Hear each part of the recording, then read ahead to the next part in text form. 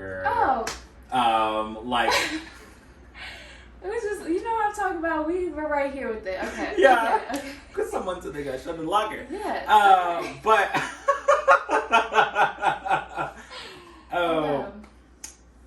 Yeah.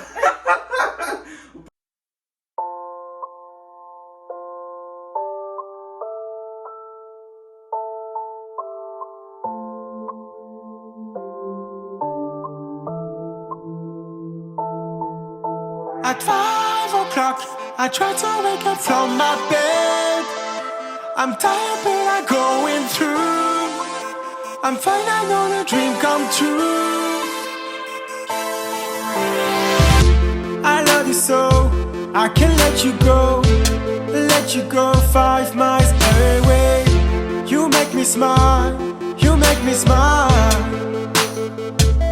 I love you so, I can't let you go. Let you go 5 miles away. You make me smile, you make me smile. At 5 o'clock, I try to wake up from my bed. I'm tired, but I'm going through. I'm fine, I know the dream come. That was crazy. Don't say that. Oh. Hello, everyone, and welcome to the Ty Show. My name is Ty Jennings. I am your host, and I am joined today by Clarke Gilchrist, yes. Hello. Hi. This is my friend Clarke, you guys.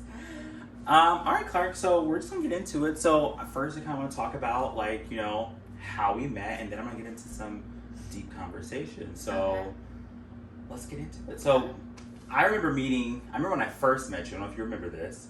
But we were at the desk, and it was you and your friend that you showed me the video of yesterday. Yes. And you guys were at the desk, and Deontay was there.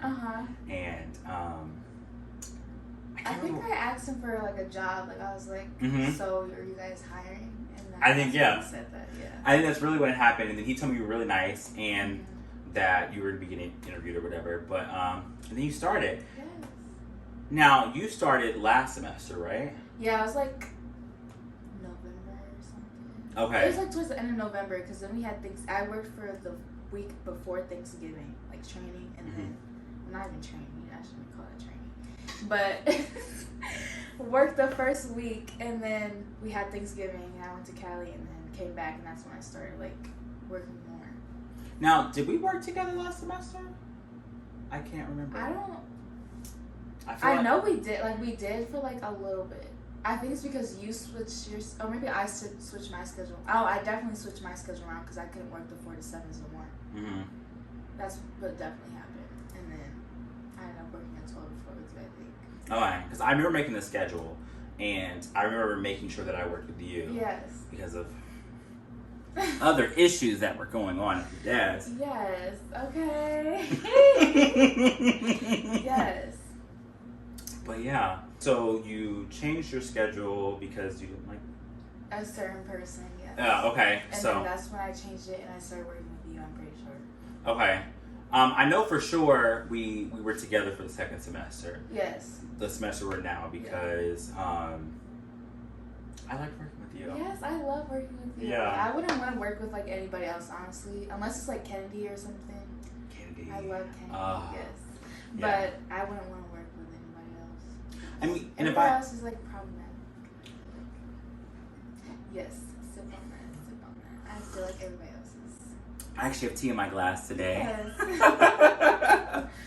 Okay, so and I think that's why I wanted to bring you on here because we have really good conversations at the desk, whether that's just like life, relationships, euphoria, anything. Literally anything.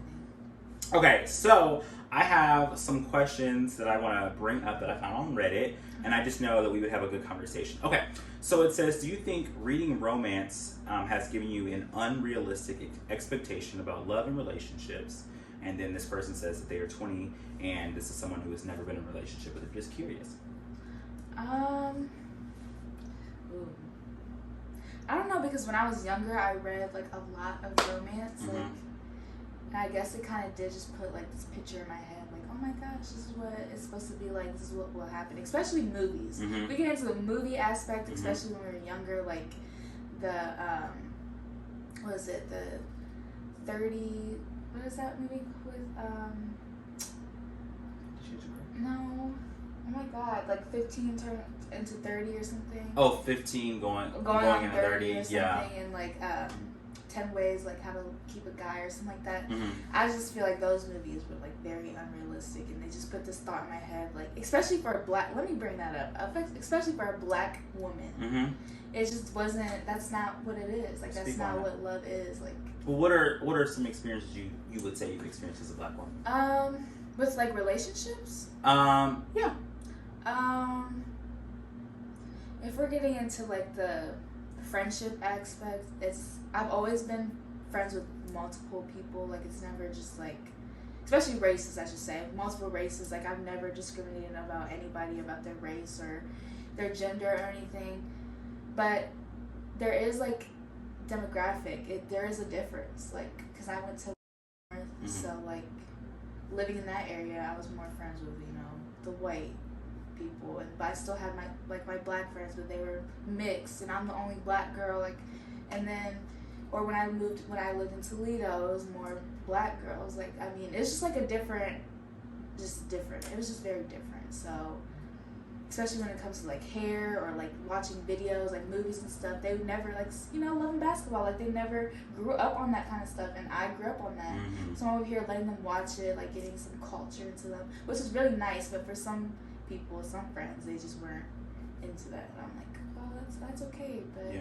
I don't want to watch. I don't want to listen to like Selena Gomez 24/7. Like what I'm trying to say? I get what you're saying. That's just when I was younger. Like now it's different. But when I was younger, it was just like friendship was just very a gray area, because especially everybody thinking that I was white Mm-hmm. or mixed. Mm-hmm. Like no, I'm fully black. Just my parents are very light skinned. Yeah.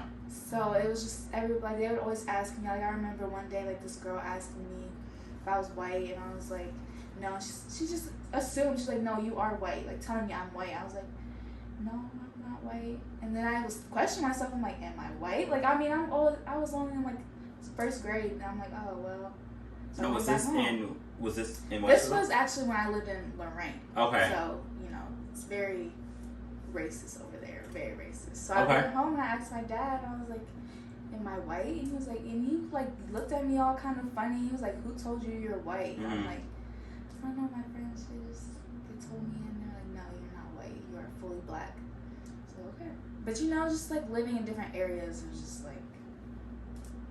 Yeah, because when you tell me about like the places you lived like throughout Ohio. Yes, and so I lived in Detroit too for a minute, for like a whole like 2 summers. Damn. That was a bad experience. Let me just say that right now. That was a bad experience. Okay. But I mean, it's what I needed. Mm-hmm.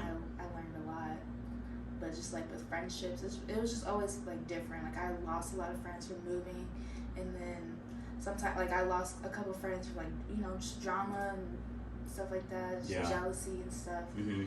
So, just friendships is just, especially when they play on the movie. If we're going back to the question, for friendships for movies, it's not like that. I promise it's not. It's very wishy-washy, and you will never get that friend back. Mm-hmm. I think so. We're from the same area in Ohio. So I'm from Columbus. You're from Westerville, but it's basically the same thing. When I tell you my school was not even 5 minutes away from Westerville. Right. And we lived literally right up the street from each other. Yep. So. We live very close, but we didn't meet until we came to college. Yes, it's crazy. That's weird how that works. So I'm gonna go back into like the friendship part that you were talking about. Yeah. What are some things you've experienced in terms of like the way movies perceive a friendship and what you've experienced? Ooh. Like like in the movies, they're just always like, you can come over whenever and stuff like that. I didn't have parents that just allowed anybody and everybody over. I didn't have no type of sleepovers at my crib. Neither did I. Yeah. Like it was nothing like that. And like I was friends with some of like the white girls. They were like, aren't you coming over tonight? You can stay the night. It's a school night, mind you. I'm like, my parents would never be down for that. I don't know what you're talking about. And they were always just like, well, my friend's coming over. So I felt like kind of left out when it came to that kind of friend group. So I was like, well, damn, I need to make more friends. Like I need to be friends with other people. So I made other friends.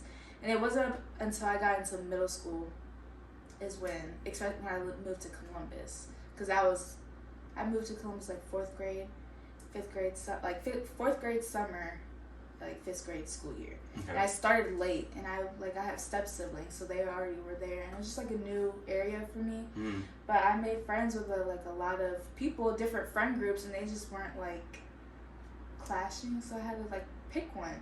And like that's what happened. That's why I think in movies, that's where it's like realistic. Like you can't just you can't clash friend groups. Like like the jocks and then like the nerds and stuff like that. That is a very big thing. You really just can't. You can't clash them. Like it's just two different people. They will not go together. Maybe like it happens sometimes, and if it has happened to you, perfect. But it has never been that way for me. Like I do think there is a huge culture difference in terms of like when it comes to TV and film versus reality. Because I do think that those schools that we do see on TV, I think I want to believe those things actually exist. I know they do. Right. But it's just not as common as they perceive it. Right. I think something that really like stuck out to me, what you said, was the whole sleepover aspect. Yes.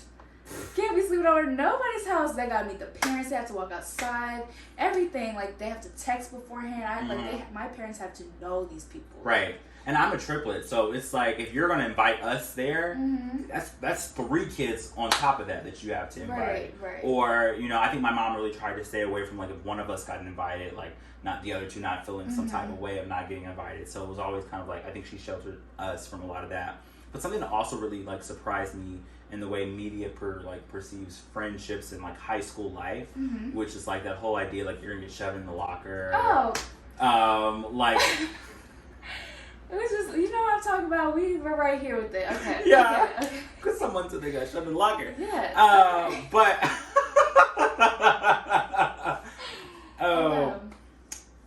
Yeah. But just that idea, like, I don't know. We didn't have enough time in between class to get shoved into a locker. And it was never like, I don't know. I know people experience bullying on a different level, but for me, I haven't. Like, I mean, I experienced it for me being a black girl and going to like a all white, well, not all white, but predominantly white school when I lived in Lorraine. I have experienced like microaggressions, like them, like especially from teachers now, and then from other students, like them asking questions and being very curious, and not in like a good curious way. It's like, you're white, what I said earlier. So I don't know, like it's very, like the bullying that I've experienced is very different from, like the bullying we see on TV. And like they don't present black people getting bullied in those kind of situations. And if they do, it's like they always have a heroine at the end. So will change, everything will change. No, I had to move. Yeah. So it's not like everything will be fixed. That's why I'm like friendships and bullying and all that. Television, it can be realistic, but it's just not like that all the time. Like it's not pinpoint. Yeah. They need to make those kind of things that are pinpoint. So I don't know. So I kind of want to go into like the experiences, like you said, teachers, because I went to a predominantly black school. Right. So I don't have some of the same things that you noted about, definitely when it comes to race with my peers, but I do remember certain aspects of, I don't even want to say bullying, but just like the way some of my teachers chose to handle things in high school when it came to race. So we had about a handful, not even a handful, I think I can count on one hand, less than 5 teachers of color. Right. Now we had people of color in the building, but actually teaching the classes. Yeah, there's a difference between staff and teaching. Yes, and the Teachers. impact can be very different as well. Yeah. But I think a particular story, and this one always sticks out to me every time I think about like definitely like a difference that happened in my school that shouldn't have happened because of race. Keep in mind, like I said, we went to a predominantly black school. I remember my best friend, Monique, she was the valedictorian of our high school, and she got a full ride to her university that she's at now. Okay. And I remember her and I both went back. I think it was either like alumni coming back to talk to the outgoing freshmen about college, and that was a chance for the seniors to ask us questions about what we've experienced. And I remember we saw a guidance counselor. I don't even want to call him a guidance counselor because he really didn't do that. He did volunteer hours, I want to say. Right. And he looks at her and looks at us. He just, how's college going? And she goes, it's really challenging, but I'm having a great time. That's how she responded. And then, no, she goes, it's really hard, but, I'm getting through it. I'm having a good time. And then he just goes, is it really hard or is it just really hard for you? Is he, and you said he was... He was white. Oh. He was white. And so, but this is the leaders we had in our building. Right. And so I just remember, and then she was just like, well, what do you mean by that? He goes, well, you're smart, so you can figure it out. But I'm just thinking like, there are people like that in the school building, but like, of course, she's very confident. She knows what she can do. So she didn't let that bother her. Of course, she's like, okay, I can't believe you just said that.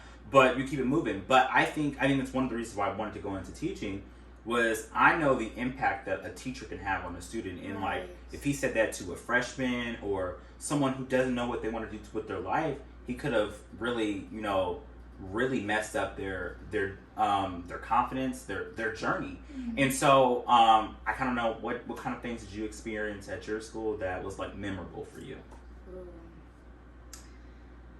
I could go back all the way to middle school, Westerville City Schools, middle school. Just the fact, like, you would see all these, like, other white kids get in trouble. Mm-hmm.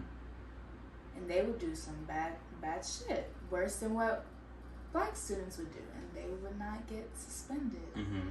But you would see a black girl and another black girl get in an altercation, not even fighting, just arguing.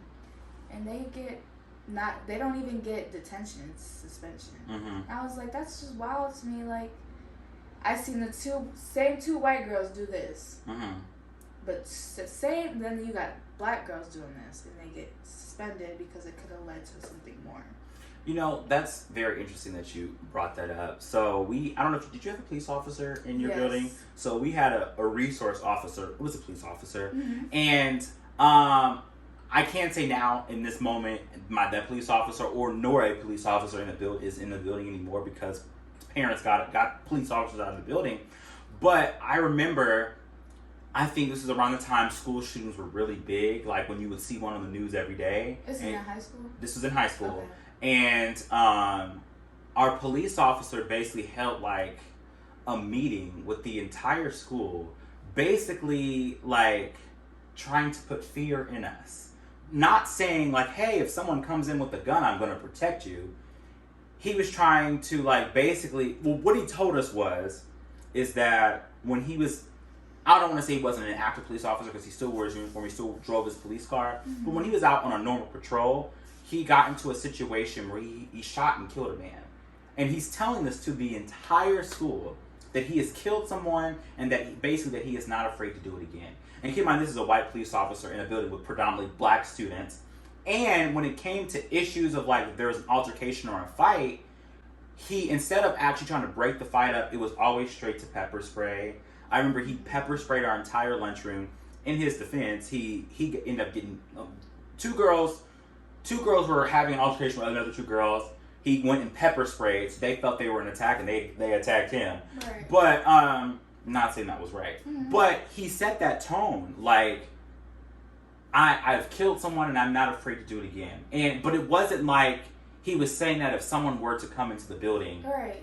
He was just he was putting us on notice. Yeah. And I always wondered because like, I don't want to say it affected the way I went through school, mm-hmm. but it definitely affected the way that when I was around him. Because right. what is your purpose? What was your purpose? What was your motive for saying that? My grandma always asked me, what's the motive? Find the motive. Right. And I want to know, like, what is your motive? Were you trying to scare us?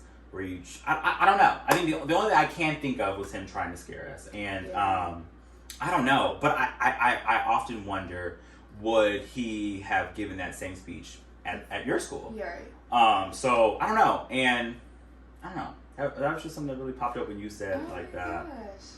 Yeah, no. Oh, and we've had a situation where we have a very... I don't even know how to put him. He's just one of those teachers that are very interactive. Mm-hmm. Like, he would dress up, like, he was a history teacher, so he would dress up as what you were learning that day. So, there was a time, World War came I know about. where this is going. Mm-hmm. And he brought a fake rifle on campus, like on our school. Oh wow. Yeah, school grounds. And right next to us we have so this is our school.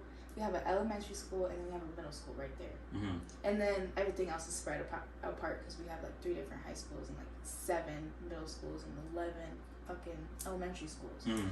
So that was just us right there, this little 3 corner right here. And he walks in and I guess a middle schooler, they're going to school. He sees that he has a rifle in his hand, and we were like on lockdown for probably like an hour because he had a fake rifle in his hand. Wow. Yeah. It was like everybody thought it was real because nobody knew, like, because the student reported it. I mean, they think it's obviously a real rifle because it looked real. Mm-hmm. So it was just like one of those things where it just put in perspective of, I just know if this was somebody of color, it would have went about differently. It would have definitely went differently because we were on lockdown for like a good hour, just sitting there. We were still like, they were still teaching. Mm-hmm. Like there was no actually like lockdown type of situation. It was like a different level. We had like 3 different levels, like 1, 2, and 3. Yes, and they were just investigating it, but it wasn't. I mean, it wasn't like, because we don't have, mind you, Westville. I should put out there. Mm-hmm. We only had, at the time, we had no black teachers. Mm-hmm. This was my freshman up to my sophomore year. We had no black teachers. We probably had black staff, but it was special ed staff, like 1. And we had black coaches, but they weren't teachers, like, or anything. And it wasn't until my junior or senior year we had a black vice principal, and he changed my life.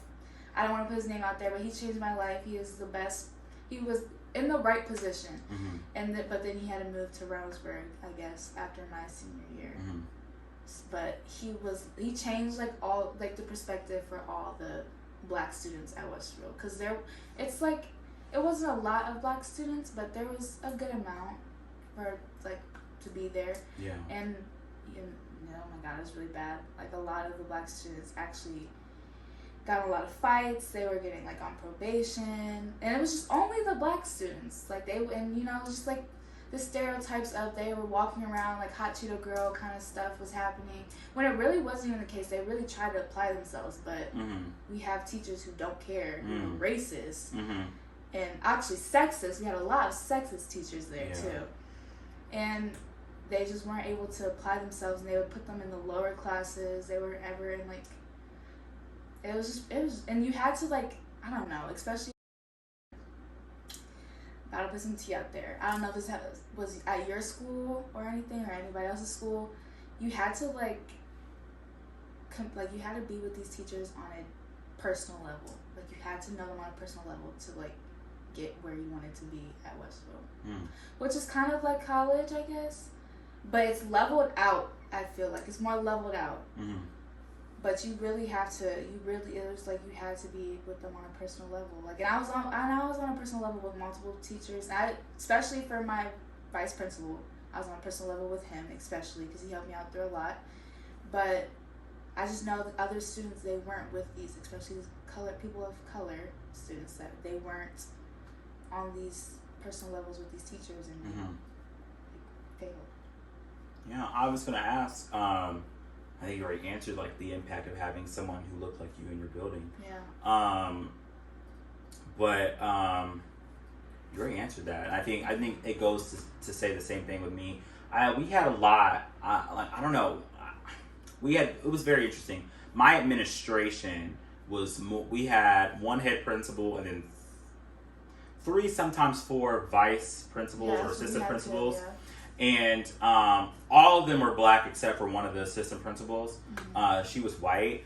But I think getting up every day and seeing these people at a different level of success was a huge motivator for me to see that. Because definitely when you have people that are telling you can't do it or questioning your ability, and definitely the way we were perceived on media, it's hard to see ourselves in successful places unless we're playing like sports or we can sing or act.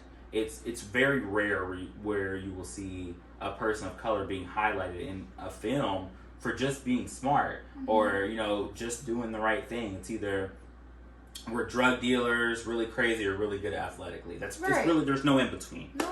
And so I think seeing those people at that level of like, okay, to be an assistant principal or principal means you had to be a teacher, so you got your degree in education, means you wanted to do this.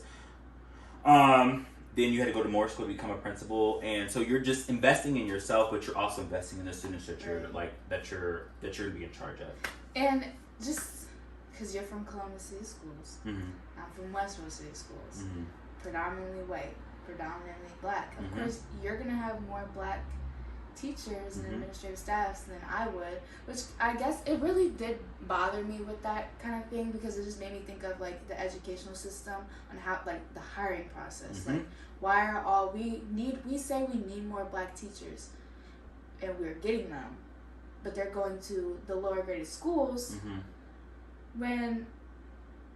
And then it just goes into like the financial, like Columbus City School is a whole different breed. You guys, like, financially, there's just no money going into your pockets. Yeah.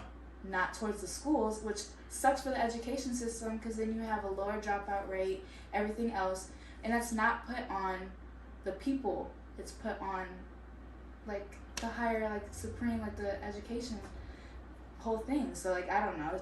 It just puts in perspective of the difference between our schools.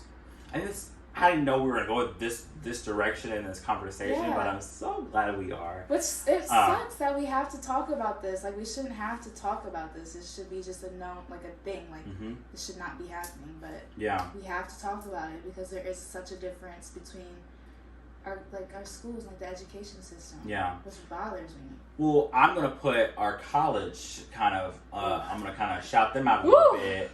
But I feel comfortable enough to say what I'm going to say because my organization, Inclusive Culture Responsive Educators, one of our missions has been trying to break the inequity that students of color get on this campus, right? And specifically in the College of Education. And I remember when we were first in these meetings with the dean of our college, and just other important people of the college, trying to tell them our experiences, what we were experiencing. We weren't getting any like we were getting attention because of course we were calling them out. But I just remember I was in an education class, and I will never forget this. And my professor it was the last day of class. We had this man for the entire semester, and he's in a class where everyone has to get him. So, and I've talked to people who's had his class at different times than I did after me, and he's still saying the same things, but he told the entire class that he's racist and that he still has racist thoughts. And, I mean, he says this openly. He says this openly in the class. People are giggling, and I'm like, I didn't hear a joke said at all. Right. But it was just someone being that aware of how they feel, that bold to say it, and then saying it. And I mean, being a person of color, you can easily figure out who those people are. So we already knew. He didn't need to tell us. Right. But for him to say that out loud and to feel comfortable enough to say it, it's like, wow, I was right, but damn. And so, but it's so crazy because I'm a person of color going into the education field. Right.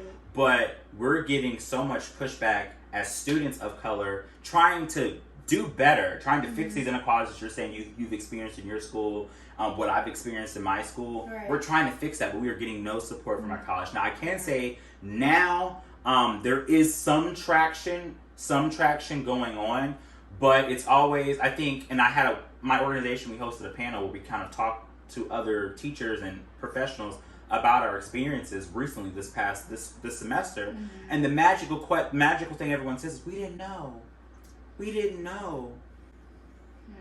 and I'm like, that's the issue, right? I shouldn't have to come and say, hey, this professor said this in my class and it made me feel X, Y, and Z, and he still has a job, right? But there have been people who have encountered things much worse on this campus. And these are people who are trying to go into the system and trying to better it. And it just sets back. It's like, what can I do? Like, that's what the whole black community, I feel, is right. Like, especially me, you try and make a difference. You try and make a change, like with the BLM movement, just Mm-hmm. everything. And then you just get set back. Another thing is like, is this even gonna get better? Like, Yeah. what can I do? You know, that's where it's just like it puts doubt into us African American. Like, we just don't know if this is gonna get better. Yeah. Like, it just sucks. So there's no point of trying. Like, so I feel like that's where some people get like, it's no point of trying to do this. Mm-hmm. Especially with my mom. Shout out to her. But she didn't want me to go to the BLM movements because she's been through this whole thing before where it's like you go to protest and nothing changes. It'll be a slight little change, but it's still going to be a racist system that we're going through, which sucks that she feels that way. Like, you don't have like confidence that we can change it. But I mean, just realistically, what can we do if we don't get these people out of office? So vote. That's my vote. All right, well, I'm going to have us pause here so we can get into a new topic. Okay. Is the recording still? Yes! Okay. It is. We took a break and it got dark outside, so we cut this light on now. But the candles are still lit. Our backdrop is still fantastic. All right, so I think I kind of want to end things off by just asking you, what is a thriving, authentic, good, healthy relationship look like for you? Oh my God. That is a great question. Authentic relationship. Damn, I don't know. I just got out of mine like 3 years, so I've learned a lot of what I want in a relationship. Definitely, I know there's going to be one person, my dad's always taught me, there's always going to be one person that gives more than the other, but it should be at least 40-60, not 30-70 or anything like that. And try and aim for 50-50, but the last relationship, it was just nowhere near 50-50, so. What do you think what it was? I was just giving a lot more than I should have. He didn't really give me much at all, honestly. A lot of dishonesty and him not being loyal kind of set the tone for our relationship, and I kind of just dealt with it and pushed it to the side when I shouldn't have. But it was definitely, I was getting more than what I should have of myself if he's not going to give the same amount back. And he just wasn't. I think I sped up and we actually broke up. So definitely a relationship that I want. I don't want a relationship anytime soon. But once I get into one later in the future, definitely I need to see that they are able to give me as much as I'm giving them, or at least just give me more of themselves. Emotionally, nothing sexually is fine, but emotionally, just I need more than. I just think I'm gonna need more than what I'm gonna give out now. So yeah, I don't know. What about you? Ooh. I don't know. Ooh. Yeah, it is a good question.